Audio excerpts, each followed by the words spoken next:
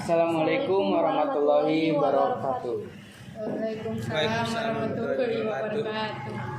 Selamat datang di podcast kelompok 2 IPA 2 dengan saya Melianti Rahayu Dan saya Tony Handriansyah. Dan perkenalkan tamu saya Reja Aminullah dan ini teman saya Parisa Parianti. bisa dipanggil Ica. Hari ini kita akan membahas tentang masa pemerintahan B.J. Habibie. Pada masa pemerintahan B.J. Habibie merupakan masa yang tersingkat bila dibandingkan dengan Presiden Indonesia sebelumnya. Namun, pada masa pemerintahan B.J. Habibie ada banyak kebijakan yang dikeluarkan pada era pemerintahannya. Inilah yang menjadi tolak ukur di mana B.J. Habibie memberikan dampak yang sangat besar bagi perubahan Indonesia. Nah, barusan saya menyebutkan seperti itu. Apa sih yang terlintas di pikiran kalian ketika saya menyebutkan B.J. Habibie? Oke, gimana Ica? Dulu. Yang saya ketahui tentang B.J. Habibie itu, beliau adalah presiden ketiga di Republik Indonesia, di mana masa pemerintahan beliau adalah masa pemerintahan yang paling singkat selama 17 bulan.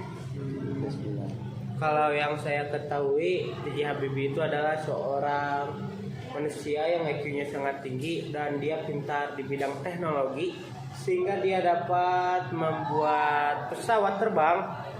Bahkan dia mau diakui warga negara lain, tetapi dia masih teguh ingin jadi warga negara Indonesia. Itu yang saya ketahui. Ica ya? Seperti yang kita ketahui sebelumnya, sebelum B.J. Habibie memasuki dunia politik, beliau dikenal sebagai seorang profesor dan ilmuwan dalam teknologi internasional dan satu-satunya presiden Indonesia hingga saat ini yang berlatar belakang teknokrat. Kita ketahui juga sebelumnya beliau juga menjabat sebagai wakil presiden ke-7 mendampingi Soeharto. Tapi apa saja yang menjadikan beliau naik ke kursi pemerintahan menjadi presiden?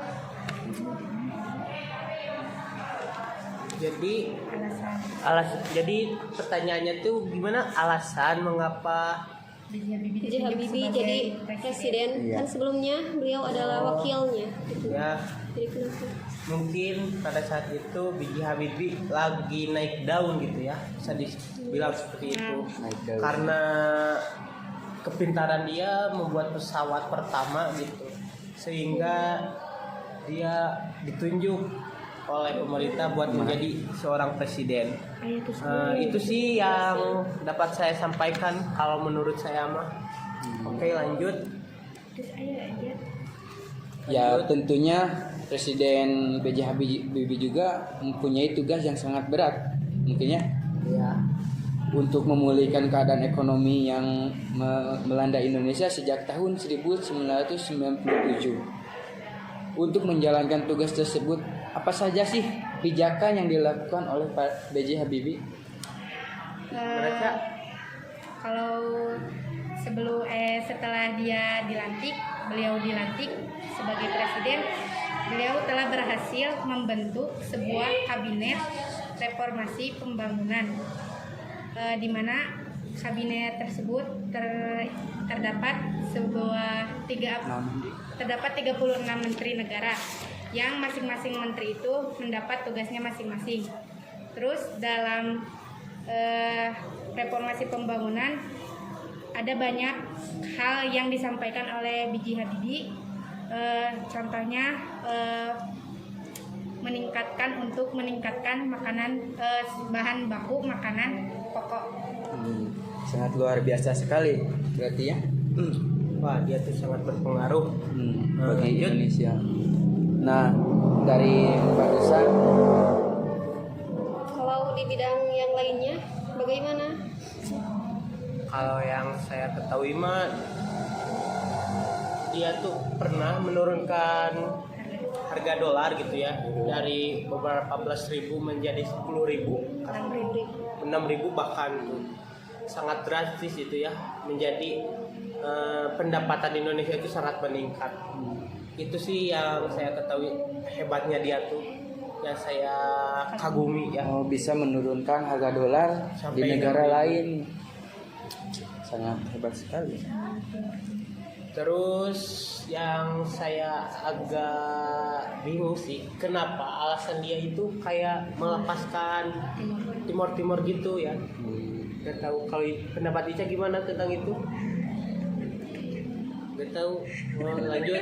Lanjut. Nah,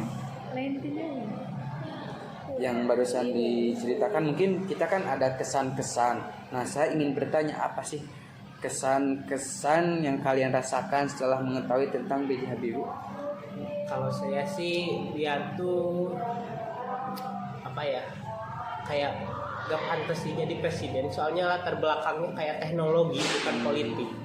Jadi menurut saya sih bagusnya dia menjadi pengembang industri teknologi di Indonesia biar bisa maju seperti negara-negara teknologi.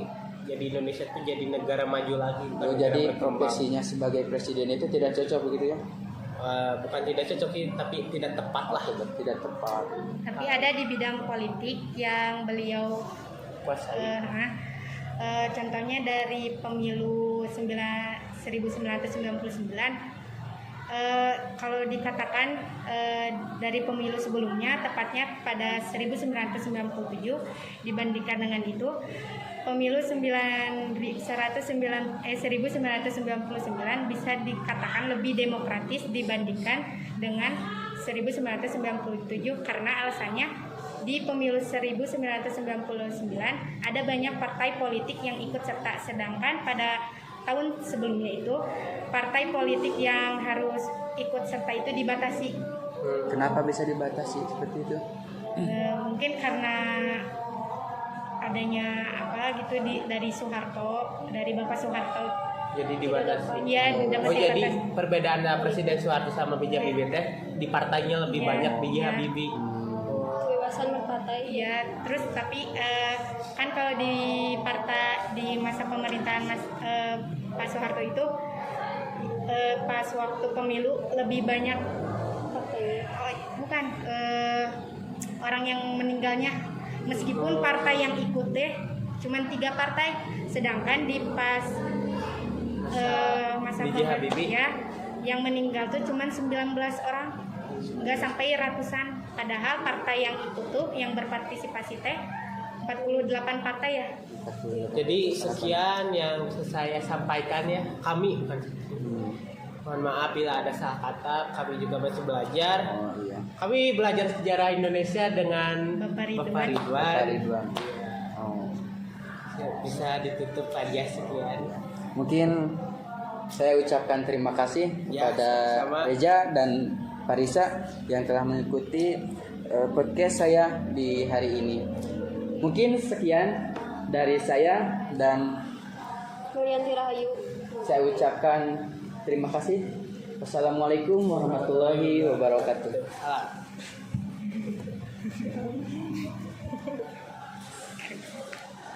Thank you guys. Bye.